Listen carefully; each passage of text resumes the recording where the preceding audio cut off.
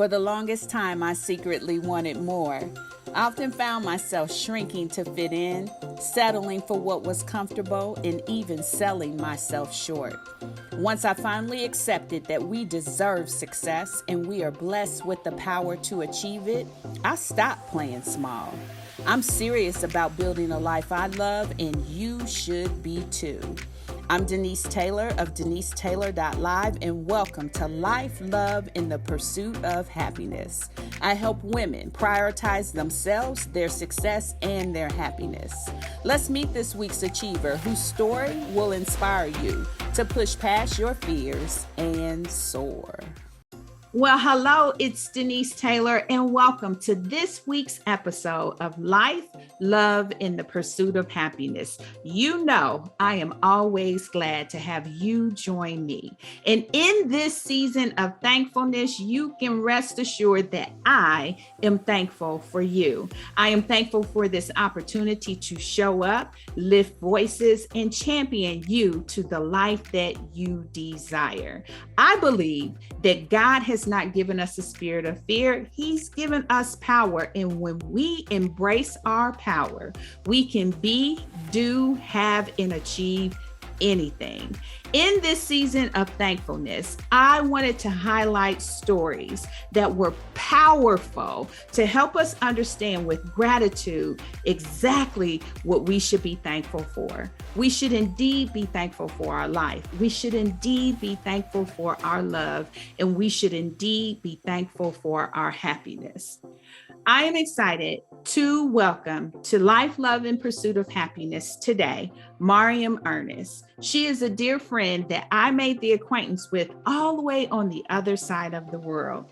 She is from the UK, and she's joining us today to talk about her story of thankfulness. Now, on the onset, it doesn't seem like one that you would be thankful for, but God has done a work in her heart and in her life that allows her to see the beauty amongst the ashes. Now, I want you to listen to her story of family estrangement. I want you to listen because many of us have these secrets in our families of people that we just don't remain in contact with for whatever reason. And in facing that, Mariam has been able to find purpose. She's been able to find a way to serve. And even more, she's been able to come to a place of thankfulness. I think what you're going to see resonate so strongly within her is her ability to illuminate superpower number 4. Now, superpower number 4 is take care of you. And as she journeyed through the experience of dealing with family estrangement, she had to become fixed and focused on taking care of herself so that she didn't lose herself in the journey. I want you to hear this story, and I want you to be encouraged to look for your gratitude, and I will see you on the other side. I am excited today to have Mariam Ernest join me from the UK. I love how God is making the world so much smaller and allowing me to have such significant connection with people all around the world. And my relationship with her is one that I truly value. Now, today we are anchoring in on thankfulness. After all, this is the thankful season. Mariam is the host of the podcast Recovery from Fragmented Families, where she focuses on serving people who have gone through family estrangement. Now, when we talk about her story of thankfulness, I think we're going to see that she has a passion that's developed from her own experience around family estrangement. And with that, Mariam, I want to welcome you to Life, Love, in the Pursuit of Happiness. So do us a favor and introduce yourself to us. Well, I am Mariam Ernest, and I'm currently a coach, and I work with people who have experienced family estrangement, whether it was by their own choice or it was forced upon them. Mm-hmm. Either way, I work with that person to bring him back to the self, because they can also often, they've gone through fragmented families, they can also become fragmented self. Mm-hmm. So I work with people to bring you back to center, because you can often get lost with all that chaos that ensues after family estrangement. Mm-hmm. And tell us about your family. Well, I'm married and I've got 3 children. teenager. One is going to be 18 in a few days. Another one is 13, and I've got a little baby girl, 3. My original family of origin, I'm one of 4 with siblings. I am estranged from some of my siblings. Some of the estrangement is caused not because I wanted to, but circumstantial. Some of the relationship with my siblings is either fragmented or estranged. And I use the two interchangeably and simultaneously together. When I speak of estrangement, is when it's complete, as estrangement totalis, as in it's gone.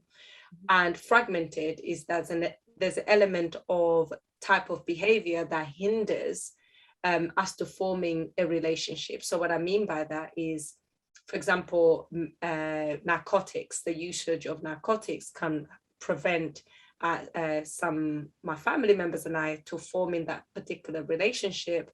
And another, due to various of disagreements and toxic dynamics, have led to complete estrangement. And so what's at the heart of family estrangement? Like, define that for us so that we have proper context in this conversation. Absolutely. So family estrangement, if you've never heard of the terminology, you'll be like, oh, wow, never heard of it. And most people, this is the first time they're introduced into this concept. So family estrangement is the loss of a previous existing relationship between family members. So family members, or I mean family of origin. And this loss of a relationship is through either physical and emotional, to the extent that there's no communication whatsoever. Sometimes this can last for several years. Sometimes it could be a year, 2, 4, 10, 11. Sometimes it's complete a lifetime. So you become estranged from a sibling, maybe in your 20s, in your 30s, and you don't see them at all until both of you die. The consequence to that is that sometimes they are, both of you, for example, myself, I've got children, it means they're family members I'm estranged from. When they have to, their kids don't get to know each other in that capacity either. So it's literally the loss of relationship from their family of origin. And with that, that's where the hard feelings come in. Whether you chose to walk away, they walked away from you. And that's what estrangement does, because you're disconnecting from that source that made you, that gave your identity. And so, for as much as you're comfortable, walk us through your own experience with family estrangement. So for me, number one, if someone would have said to me 10 years ago, there's a possibility that you'll be estranged, not fragmented necessarily, but completely estranged, I would have looked at you like you've lost your mind. I mean, in what planet does that happen? That is not part of our story. It's not the way we grew up. And for me, this is always the reason why I'm doing this, is because estrangement can happen to anyone. Even when you think it's never going to be you, it can be you.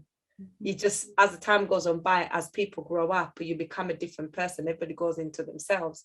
So for myself, with estrangement, when it started to happen, initially I was just like, oh, this is a bit strange. It's a little bit uncomfortable.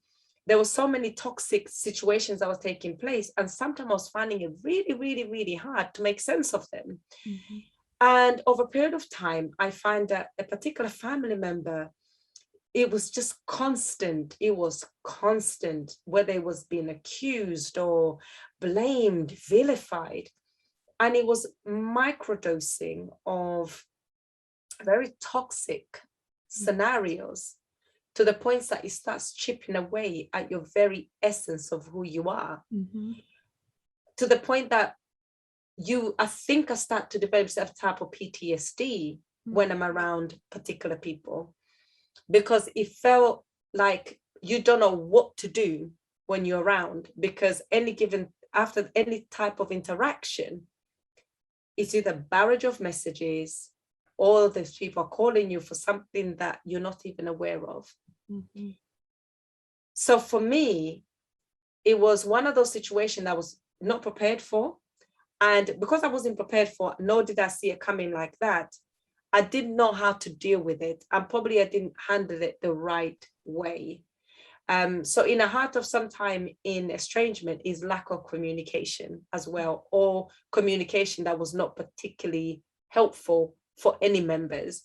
Actually, that communication makes things a lot worse, because at the time you feel like you're under attack. Your ego, we all have this sense of ego that comes to the essence of who we are sometimes. That is what takes over.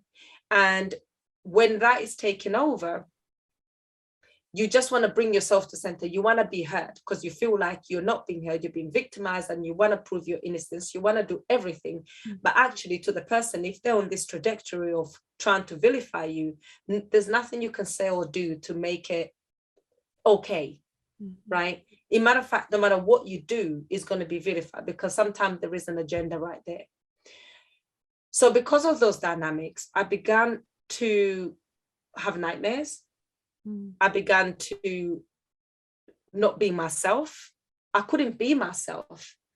Being myself was like, what do I do? So when I came in a place where I'm normally quite bubbly, very chatty, just being me, I was finding myself very reserved, because I was like, I'm not sure what I'm walking into at the moment. You start questioning yourself. Now, believe it or not, those kind of, they never existed before. So sometimes when I think about that, I'm like, well, Mariam, how were you supposed to know how to deal with it? This was something completely new that was it landed on your lap, right? So you were not supposed to have the tools to deal with it, because it's not something you ever imagined, and it's not something that you were even familiar with. It was a learning process. So this is where the self-compassion comes in for myself, but also the compassion for the other person, understanding that they were coming from their own truth, their own perspective. As much as they disagree with their own perspective, or that led to their estrangement completely, I have to understand that that is their truth. And as much as I don't like it, it's something that I have to accept. And that is where the impact of nightmares and questions of worthiness and doubt, especially because at one point in time, the relationship was very intertwined, very well connected. Oh, very well connected. And I mean, very well connected. And, you know, Denise, I'm one of those people, sometimes I get these, what I call prophetic dreams. And I remember this particular family member, the one I'm straight, it was particularly hard for me, very, very difficult, because we were so close. The closeness that we shared was, you could not say to me 10 years ago that I'll be estranged from this person. I could not see that coming. And I remember prior to the estrangement fully taking place, I actually had a dream of this family member had died. And actually the dream was, it was a funeral day. And I refused to accept that this family member had passed on. And I couldn't accept, my heart was actually hurting me as if it was happening in real time. And I remember I didn't understand it. So I confided in another family member saying, I had a really awful dream about a family member. We're at the funeral of this family member, and I couldn't accept that they were dead. And in matter of fact, as the casket was being lowered into the grave, I wouldn't accept that. I jumped in. I'm like, wake up, trying to wake them up. And then it was me that was pulled out of the grave. Now, the reason why I mentioned this particular story is because at the time when I had that dream, it didn't make any sense to me. This happened at least 3 years prior to the estrangement. It never made any sense as to why I'm dreaming this family member had passed on, and it was me that was pulled out of the grave, because I couldn't accept that they're gone. And it was only until we went through the estrangement after the first reconciliation and the second time, because we were trying to reconcile a few times. And then I realized what that dream symbolized to me then, it was showing to me what was to come. And I initially, I was never going to accept the changing of the dynamic of the relationship. I was never going to accept that. So me jumping, trying to wake the person up, come back. Come back. That's what I wanted. And it was the end, it was me that was pulled out to say, no, you have to accept they're gone. Wow, that's really powerful. Because it's almost like save yourself from exerting so much effort, so much attention, so much focus on what it is that you in your heart desire and long for, almost to the point where you could lose yourself in that process. And when you say it was you who was kind of pulled out, it really is almost a call to you to not lose yourself and to allow that person to be in whatever state of mind, choice, or decision that they are willing to make. But it's almost as if a grieving process ensues, right? Especially when you have such a close-knit relationship, you just don't turn it off, right? You know, this is someone you love. This is someone you were devoted to. They were a family member. And in your mind, you know, like we're thick as thieves, we're tight like glue, you know, like in your mind, we're going the distance in life. And when they pull away, it is very much like death. And it's almost like you have to go through that grieving process. Absolutely. And for me, I wasn't accepting it. And it was only a few years down, because when I had that initial dream, the impact it had on me, I ended up confiding it to my dad, actually. And I was like, this is the dream that I had. What do you make of it? And at the time, I was like, well, let me pray on it. Right. And so I confided in my dad pretty much immediately. And the reason I remember so well, because it happened shortly before I was getting married. This happened just before I was due to get married. So I remember it. And for me, when that dream came to me later, I realized this was going to happen. I was going to try to preserve everything, literally preserve it. Even when I can see the train is going the other way, the only thing I could do was actually save myself. You're very right. And once I had that realization, like, okay, this is where the saving yourself begins. And it's okay now to step back. This hurts. It's very uncomfortable. It feels really strange. I am so unfamiliar with this territory here. How does this even begin? You know, there's pictures everywhere. There's memories every time on whether it's Facebook or something. There's just so much rich history, depth. How do you begin to put that in a box? You know, with the physical pictures, you can take them, dust them, put them in a box and put them under the bed in the attic or something. When it's in your mind, it's big. When you're walking, the best I can describe estrangement when you start going through it, you have this cloud and it's big. It's behind you, it's in front of you, it's beside you, right? And it feels like it's in a way. Because when you wake up in the morning, it's with you. In the afternoon, it's with you. In the evening, it's with you. It's with you when you bump into a family member at the supermarket, to a friend at the supermarket. How is insert the family member's name? And then you sit there, you say you're fine because you just don't want to get into it. Right? But I realized the more I start working in dealing with that, knowing that I'm dealing with the grief, I'm dealing with the loss, the cloud, it didn't disappear, nor did it disperse. It just got smaller. Right? It wasn't clouding my judgment at the front. It was beside me, but not causing me. I'm aware it's there, but we're on a journey.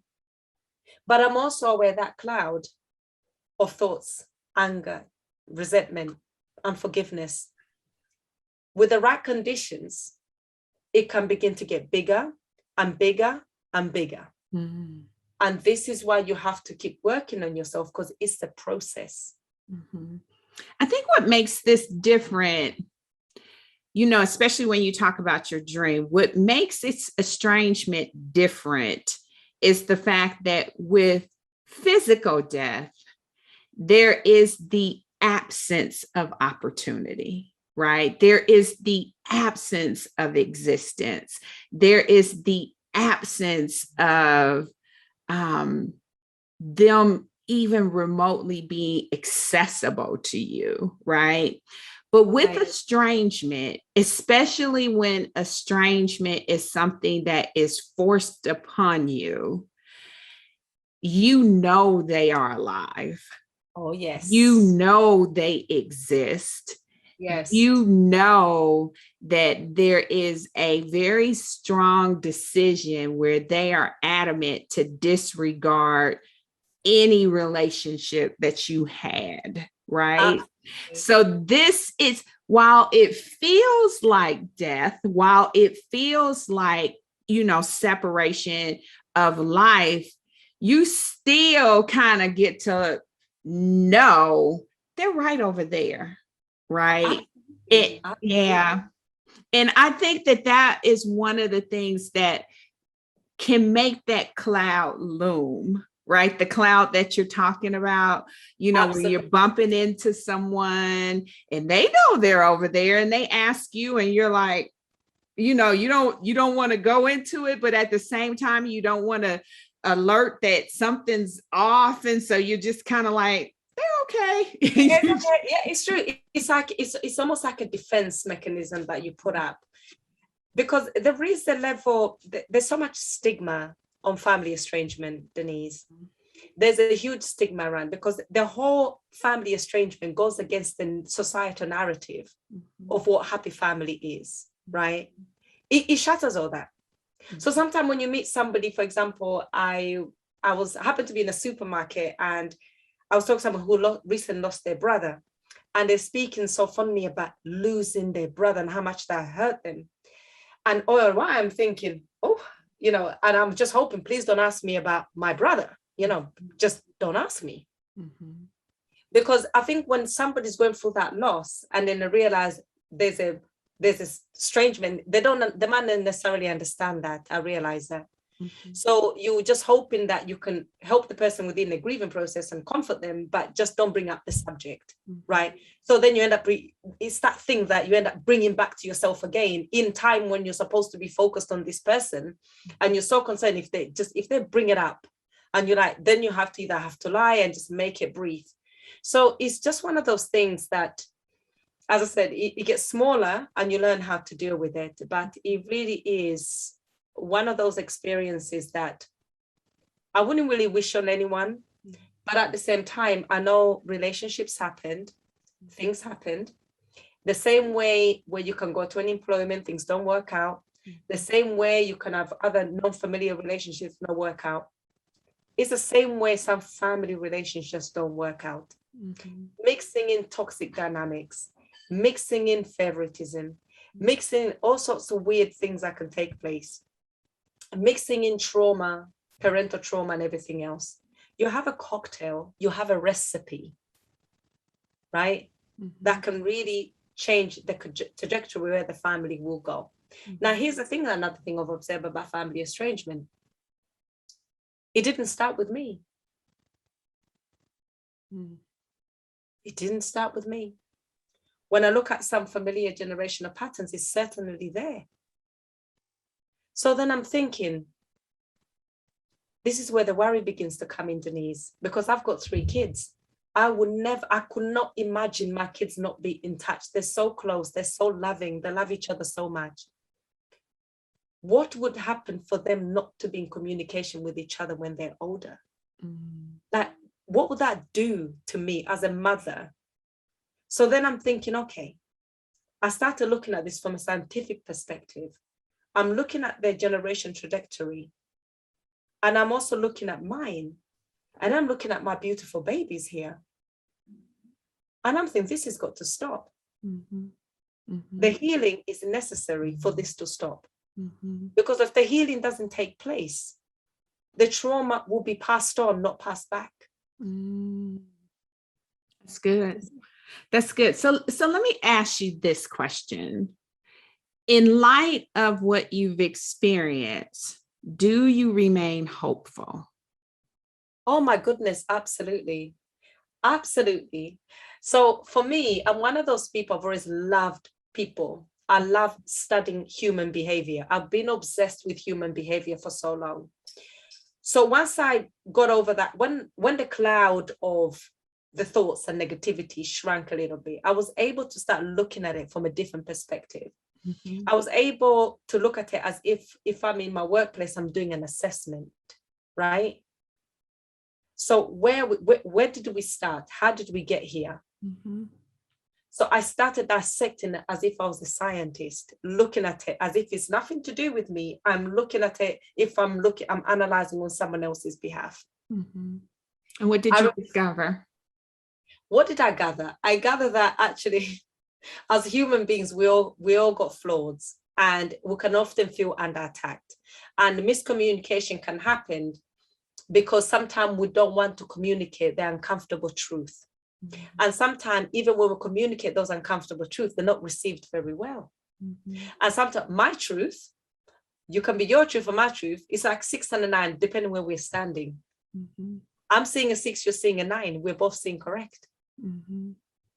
You see, mm-hmm. It depends about perspective. It's all about perspectives. But here's the thing. You can try to reconciliate. If the person hasn't tried to elevate their mindset, you're going to end up in the same dynamic it was before, because that's what you're familiar with. Mm-hmm. You're going to end up singing the same song, dancing to the same tango. So sometimes you've done the work on yourself, you've done the healing, but the other person hasn't. Mm-hmm. So you're entering in and you can be drawn back, mm-hmm. right? So healing is imperative, mm-hmm. but also understanding yourself, and also understand that we have a bias towards yourself. Mm-hmm. And actually also understanding that when in this life, if as much as we don't go out there to hurt people, we all kind of just wake up in the morning trying to do the best. We're trying to live our best. Mm-hmm. But sometimes our actions, whether we like it or not, can infringe on others and it can hurt people. Mm-hmm. We might not mean to do it, but we can. So I've learned how to apologize.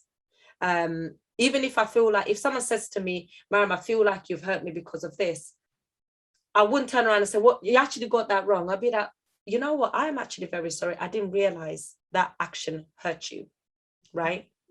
Because I realized I've never been extended the same grace. So actually, I extend that to other people. If someone says to me, God forbid, I've hurt them one way or another, even my children, I start to speak openly about this. I mean, when you're communicating with kids, you have to be very mindful that you're not oversharing, trying to, impose certain things on them. But I'm communicating with them as if I'm speaking to children about what can happen. Things like favoritism, I'm mindful. If my son says, oh, you do this better for my other son, I'll listen to that. I wouldn't be like, oh, don't be ridiculous. I wouldn't minimize. Mm-hmm. I don't minimize these things anymore. Mm-hmm. Some things that we take for granted, when the kids speak, when they say something, listen. Mm-hmm. I've learned how to become a better listener. Mm-hmm. I've learned how to watch my thoughts and my mind and where does it take me. So I've learned a lot from this experience, actually. It's been an enlightening experience for me. Mm-hmm. I think it's made me a better person, but it's also made me put up my boundaries. I had lack of boundaries before. Mm. I had complete lack of boundaries. And if you don't have boundaries, guess what? You're boundaryless. When you're boundaryless, anybody can just walk over. Mm. So I've learned how to put up my boundaries. I've learned to pick up red flags from early on. And that's okay, mm-hmm. because I needed to go through that in such a way to get me to where I am today. If I didn't go through that, I wouldn't be here right now. Mm-hmm. So let me ask you this question, because many would say that hearing your story of estrangement is not necessarily a reason to be thankful. And so when you saw this opportunity to express thankfulness in the context of this experience, why was that a dot that you were able to connect in your mind? Oh, so it goes back to that anger, bitterness, and resentment. I had too much of it. I was angry. When I thought about the person, I would be so angry. And I know I didn't want to live with that anger. It wasn't serving me. I was stressed. Sometimes when I thought about the person, I would have such a horrible knot in my stomach because I missed them. I loved them. right? And I wanted it to end. So I started meditating. I started journaling. I started to learn. When we know better, we do better, right? Meditation gave me a piece of essence, peace, love. I got to connect with a level of abundance of love that is really hard to describe, Denise. You see? So because I was in such an emotional pain, I had to try certain things to alleviate that. And within trying these things, it got me back to the self. It got me to trying to become a better person. It got me to connect with the one God. Like, honestly, I'm very hopeful and I'm very grateful, because do you know what it's like to wake up in the morning and you're just happy? Yes, you might have a state of anxiety that might come through, but I practice gratitude. Everything around me, I am so happy for it. And when you're in a state of happiness, Denise, when you're in a state of happiness, nothing much can bring you down. And even if it does, you realize, actually, it's here to teach me a lesson. What did I learn today? What did this experience teach me today? Right? So there's this that's happened today. I'm unhappy about it. But name 10 things you're grateful for. I've got on my vision board, the first thing I see, 10 things you're grateful for. It could be just my fingers. I'm able to type. It could be the electricity. It could be my children. I've just all woken up. They're healthy. They're happy. They've gone to school. It could be that there's just no financial worries from time to time. But it's everything. You look through things in a way that, wow, this thing didn't kill me. It got me to here. I am happy. I am happy about everything that I have, no matter how mundane and how little it is. And you know what I realize? The more gratitude that you show, the more gratitude frequency that you emit out there, the more it's received. So recently I celebrated my birthday, my 40th birthday. I'm not much attached to my family of origin per se. And then I'm looking at that wall over there. There's a bunch of cards going across. And I'm not talking about virtual birthday message. There was then, but there's that, right? There's people who came to spend time with me because they want to. So I can focus on the two birthday messages I didn't receive, or I can focus on the hundreds that came, right? And it is that thing that you feel less alone.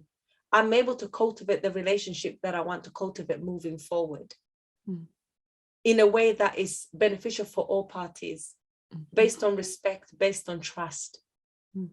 So I am happy I got to go through that in a way that with a person that it hurt me the most. Because if I could get past that, I believe I can get past anything. Yeah, that's really good. There's two things that come to mind when you were talking. One thing is, I often say, actually, it's on the cover of my book, we have to be willing to grow personally in order to soar relationally. And a lot of times we're not willing to take that personal journey because it is going to make us come face to face with some things that are not the best about us. And we are going to have to reckon with those things because they are ultimately standing in the way of relationship. Whether we can control the other person and how they respond or not, we have to be willing to take that personal journey. That's the first thing. Yes. And quite honestly, the second thing that came to mind as you were talking is my mom recently passed. And when I was standing next to her bedside, shortly after she departed this life, and I was touching her body to feel for warmth all over her as her body temperature was coming down. It was in that instance that God said to me that I had been focused for so long on the lowlights and that I needed to look at the highlights. And when you talk about gratitude, Looking at the highlights forces us to change our perspective, because we can look for trouble and we can find it. We can look for pain and we can find it. We can look for hurt and we can find it. But in like manner, we can look for joy and we can find it. We can look for gratitude and we can find it. We can look for love and we can find it. And so I love the journey that you have taken. And I love the distinction that you made. It's not necessarily the acknowledgement that has come from your family of origin, but you found love that is peppered all alongside the wall before you of people who want to love you, who want to be there for you. And I agree with you, that is a blessing. It doesn't erase the pain of the relationship that you still are hopeful for, but we cannot stop living. Absolutely. I love, everything you described there, the way you summarize that is literally spot on. Literally spot on. And thank you for sharing about your mom and looking for the warmth, but then you realize you're focusing on the wrong thing. And I think sometimes it's within those moments that we have that realization, isn't it? Right? And it's okay to learn that, and it's okay to know that we didn't know before. And it's going through those experiences that led you there, where you are, where I am. And so I do remember incredibly hopeful and in a state of gratitude, and realizing the state of love and gratitude is not something external. It is something internal. And there's an intentionality to cultivate it on a daily basis. You have to affirm yourself. You have to remind yourself. When God put us here, he didn't put us here to suffer. He wanted us to thrive. But life, traumas, experiences, sometimes we can forget that. And we can often see things from just those lenses of limited belief, traumas, and everything else. They become these frosted lens that enables us to see properly. And then when we begin to come back to center, when we begin to come back to ourselves, it becomes little less foggy. Then you realize, loving myself is the thing. That is the thing. Self-care is the thing, right? Not trying to force things. That's not the way to do it. Having the lack mentality, right? I don't force anything at the moment.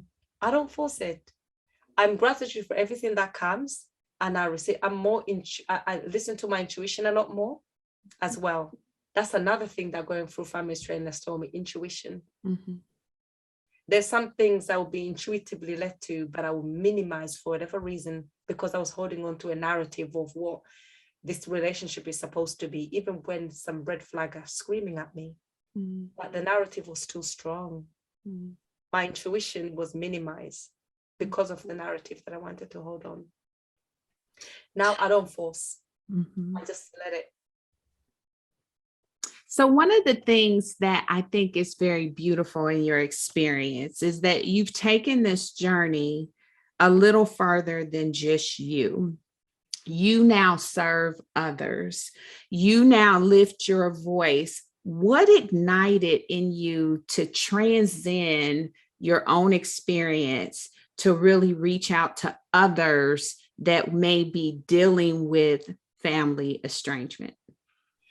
Well, with that, thank you for asking that question. That's a very good question, because often this is one of those, estrangement is something hidden. Most people don't want to talk about it. However, when you're reading online, when people talk about the estrangement, you hear, I was estranged from my mother 20 years ago. I'm still very much upset and hurting. I was estranged from my dad. I was estranged from my brother. I was estranged, insert family member, right? When these people write, they write with so much anger. They write with so much pain, right? And I realized actually there's a way you can come away from the dark woods sometimes. There is a light, right? You're still focusing on the situation and circumstances, not realizing actually our default brain setting is to focus on a negative. And your environment around you is reinforcing everything that you're thinking. You're unlovable. You don't trust anyone. You can't form relationships. You know, all these things shaped you. So I just want to say, yes, you can go through it. It doesn't have to define who you are. Mm-hmm. And just because the voice is screaming in your mind, don't form a relationship. You can't trust anyone. Because believe me, when you go through family estrangement, sometimes it can erode the trust that you have in other people, mm-hmm. right? So when you prevent yourself from getting close, just in case, mm-hmm. right? So you keep people at a distance, right? Just like when people go through trauma, sometimes it's the normal default response. And also with the negative self-talk, negative mind, negative way of relating to people, it doesn't have to be your story. Yes, that's part of my story, but I can create a new story. Mm-hmm. Every day that you wake up in the morning, you have a chance to do it again. Mm-hmm. And just because you're hearing a negative voice, you have to check that. Mm-hmm. What makes it true? Right? Mm-hmm. So you're telling yourself you're unlovable. Why? Mm-hmm. Why do you believe that? Mm-hmm. Why can you not replace that with something positive? Mm-hmm. It's about intentionality of getting someone to snap out of it. Mm-hmm. Snap out of it, and realizing that actually what you're thinking is not necessarily true. It's not necessarily the reality. Mm-hmm. You're seeing things from trauma. And I just want you to come away from that trauma response, trauma way of thinking. Mm-hmm. And I want you to come back to center, because you shouldn't be sitting here 20 years down and I'm still feeling suicidal. Mm-hmm. You shouldn't be thinking or not wanting to make any relationship with people. Mm-hmm. You shouldn't be sitting there letting life pass you by, mm-hmm. because you've gone through this traumatic experience. Yes, it's an experience, but there's 100 of other experiences that you can cultivate, and you can have the intentionality to seek. And the only thing stopping you is you. I love it, because, well, you know, I believe that God has not given us a spirit of fear, but he has given us power, and we can be, do, have, and achieve anything we want when we embrace our power, our God-given power. And that is exactly what you are advocating that we do. We come up, we lift ourselves up out of despair. We don't discount the experience, but we don't allow the experience to continue to control the rest of our days. And we instead embrace our power so that we can go forward and achieve the better life we all desire. So I just love that. I love how you're serving. It's such a needed service, because it is that taboo hidden thing that we don't talk about. There are a lot of family members showing up at the grocery store being asked about the relative, and they're just saying, oh, he's okay, but they have no idea, because they haven't been in touch. They have not been connected, and they are estranged. And so I applaud you for how you're showing up and serving. As you know, I try to encourage people to build a life that they love. And I think we can learn a lot by wisdom.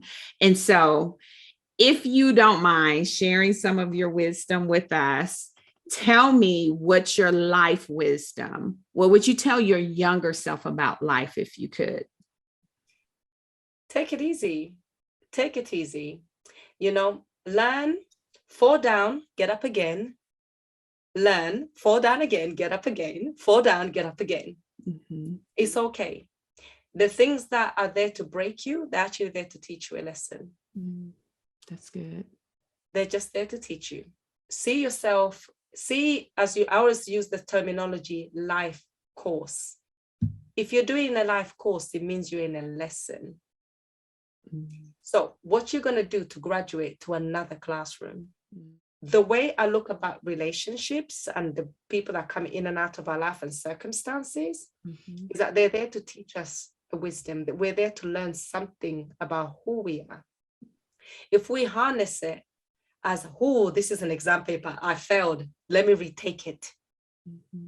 You're not so hard on yourself because you're just a human being. Some papers we've had to retake. I remember at university, I had to redo a couple of my modules, and that's okay. I came back better and stronger and I passed. We never give ourselves the same grace when we're going through certain tough challenges in life. It's really good. All right. So love wisdom. What would you tell your younger self about love if you could? Oh, open. Just be open. Don't be so closed. Sometimes not everybody's out to hurt you, and be patient. Don't rush. And it's okay. People make mistakes. You're not above mistakes. They're not above mistakes. Give yourself compassion. Give others compassion. That's really good. And then finally, your happiness wisdom. What would you tell your younger self about happiness if you could? It's not external. It's not external. You can cultivate the sunshine and the happiness within. It's you. You are the key to your happiness.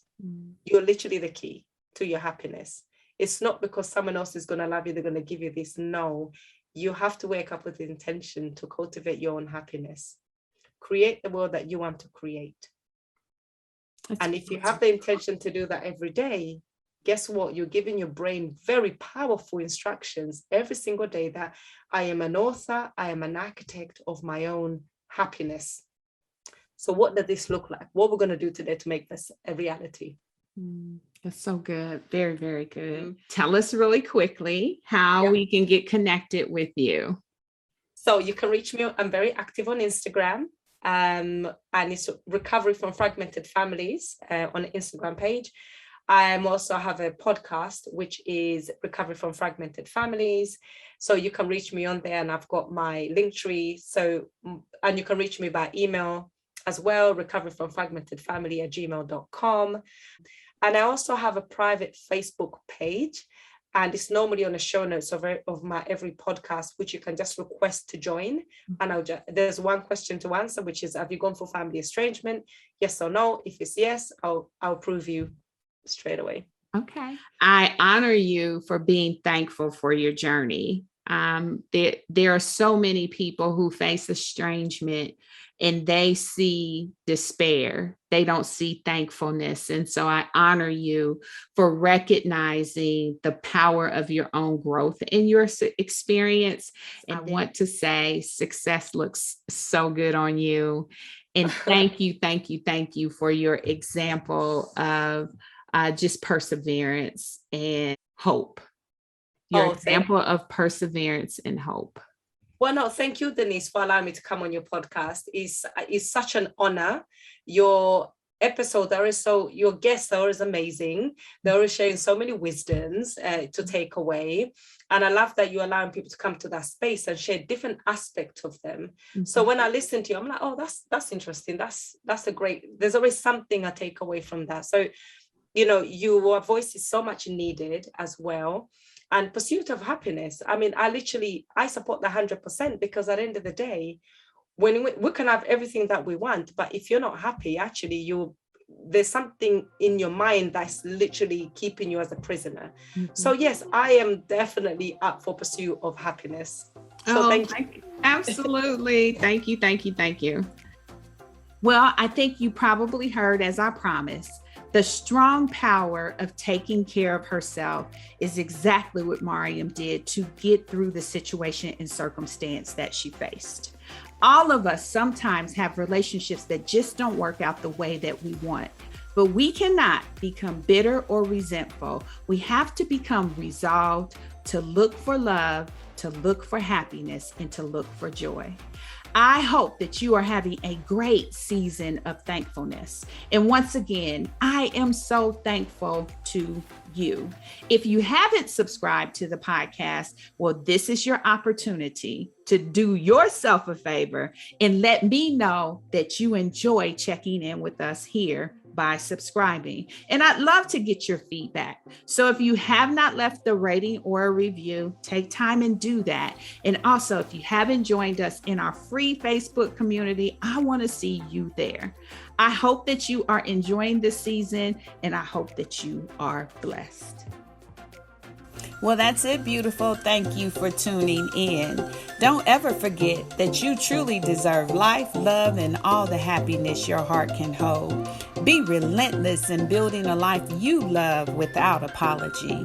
I'm Denise Taylor, and you can always find me in our free Facebook community.